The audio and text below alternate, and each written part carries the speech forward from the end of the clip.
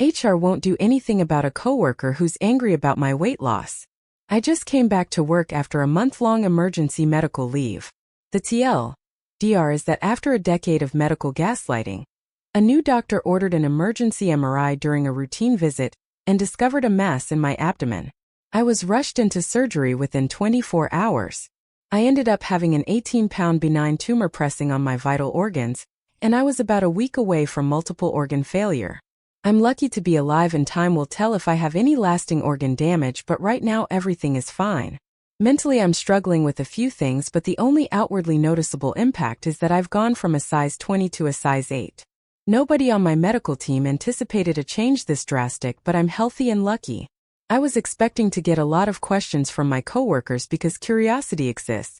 I had a basic emergency surgery, but I'm fine now. Answer that almost everyone accepted but one coworker who I hardly speak to, Aubrey. On my first day back to work, Aubrey came up to me and said, "I wish you had come to me to lose the weight instead of resorting to such drastic measures. You're going to gain it all back, you know? I'll be waiting." I was aware of Aubrey's reputation, but since we never worked together, I didn't think it would be an issue. She's one of those people who think they're a fitness expert and calls herself a health coach. Nothing to do with the company we work for. She has a reputation for giving out unsolicited and incorrect health advice, and is always commenting on people's food choices. I was speechless when she asked why I opted to get butchered instead of putting in the hard work to lose the weight. There's nothing wrong with someone choosing surgical weight loss options, but that's not what happened to me, and I really resented her aggressive attitude / spreading rumors. During my second week back, she came by my office at the end of the day in athletic gear, offering to go with me if I was too afraid to go to the gym alone. At the time, I wasn't even cleared to lift my kid, do laundry, or climb a flight of stairs, let alone go to the gym with this crackpot. I don't remember what I said to her, but she left saying I'd gained the weight back because I'm lazy. The next day, Aubrey ranted angrily about me in a meeting I wasn't in. Missed it for a follow-up, ironically. I don't know everything that was said, but the gist was that if I can't dedicate myself to weight loss, I obviously can't see my work obligations through. HR called for a red flag mediation. At our company, mediation can go against your bonus opportunities for the year. I have no idea why I'm in mediation when she's the one being an asshat. At the mediation, Aubrey stated that she was triggered by my new body, and I should have thought of other people's feelings and warned her before my surgery. I hardly had time to warn my husband and get my kid out of daycare. I don't owe Aubrey anything. I have empathy that she's obviously struggling, but that does not excuse her behavior. HR said that while they can't ask me to explain my medical history, it might clear the air if I told her what kind of surgery I had and why. I said I wasn't obligated to share my medical information with anyone, and that Aubrey having bad coping skills doesn't entitle her to a coworker's personal health information. Their response was kind of, "Well, then we can't stop her from bullying you." After Thanksgiving, my doctor helped me put in ADA accommodation paperwork so I could work from home. I was having some mild complications from surgery, but also to avoid Aubrey. This company hates remote work, so they're really not happy. Aubrey still emails me workout videos and diet plans, and when I forward them to HR, their response is, "Noted. Do you know when you're coming back to the office? I've been thinking about escalating this to corporate with an employment lawyer. Is that overkill? I'm still in a sensitive place after my surgery, and I have no energy for this, especially since Aubrey is fixated on weight loss, which was the primary way doctors gaslit me for years. I've been with this company for 5 years, and I'm just exhausted and disappointed in how they're handling this, and I want it over yesterday." Update 2. All I have to say for this update is hold on to your banana pants. I saw a lot of comments asking where management was in all this, so I'll address that first. My boss, George, was getting ready to retire while this was going on. George is roughly my grandfather's age, so this entire situation bewildered both him and his replacement, who he was training at the time. Both of them met with Aubrey's boss, because believe me, I was documenting everything she did from the jump, and they all assured me that Aubrey would be dealt with. None of them recommended the red flag mediation. That was HR's idea. I was given details of the meeting where Aubrey ranted about me, and it was horrible, but apparently Aubrey was asked to leave by her own boss while several other employees told her to stop, so managerially and in the office in general, people were trying to rein her in from many different angles.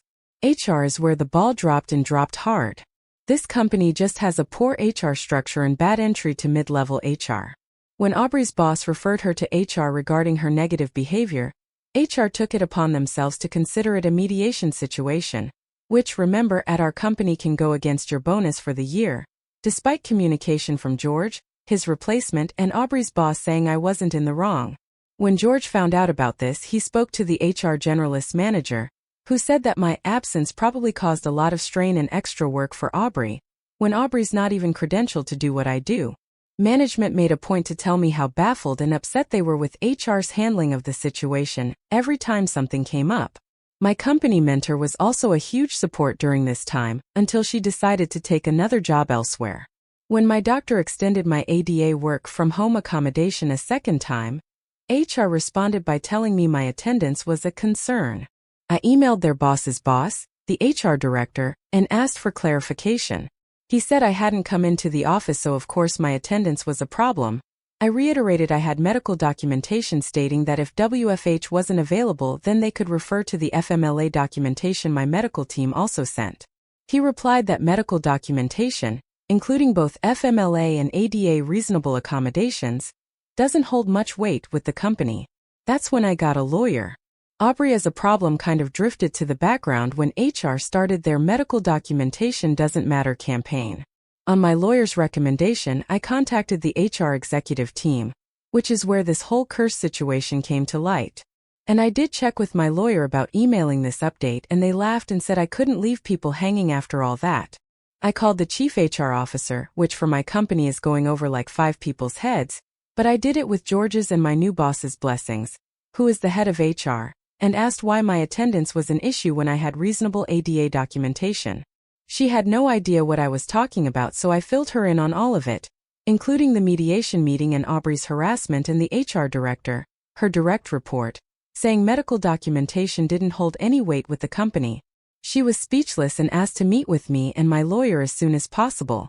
My lawyer hardly had to do anything during the meeting because the Sarah was horrified at everything I told her. I've never actually seen steam come out of someone's ears, but if it was physically possible it would have happened here. My lawyer didn't need to say a word but just nodded and smiled when the SRO offered an extended paid medical leave, so I could handle my recovery, and said Aubrey constantly sending me fitness plans would be dealt with swiftly. I didn't hear anything out of Aubrey for a long time, but I did hear through some gossip channels that the HR staff involved in the red flag meeting / threatening to write me up were let go.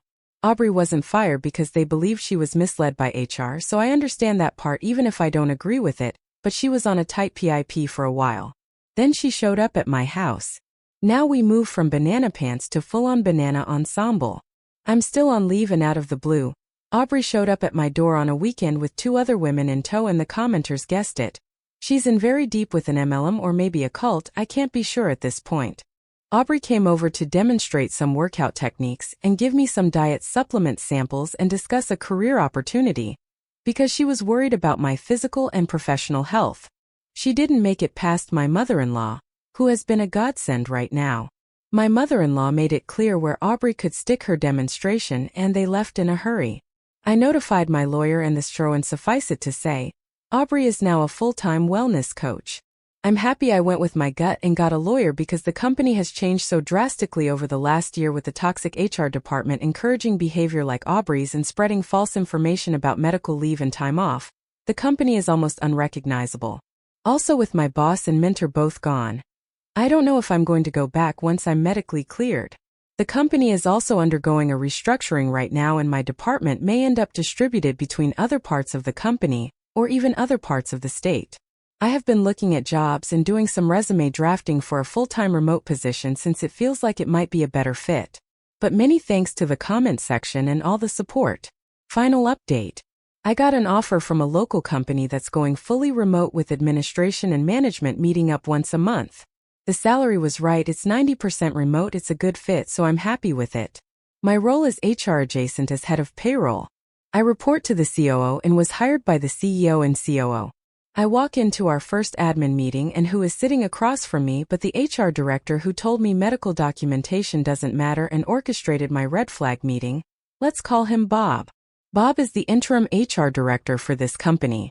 Bob looked very uncomfortable when he saw me. We went through some employee files, including several who are on maternity leave and 2 who were injured on a job site. Bob got quieter as we began reviewing medical documentation and approving paid leave.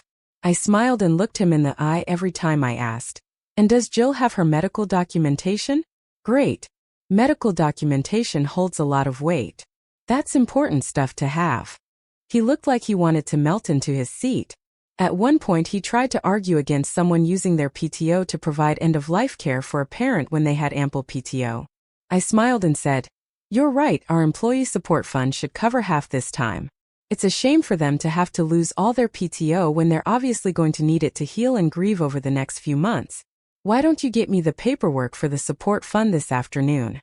"That's so generous." Everyone was happy and in agreement.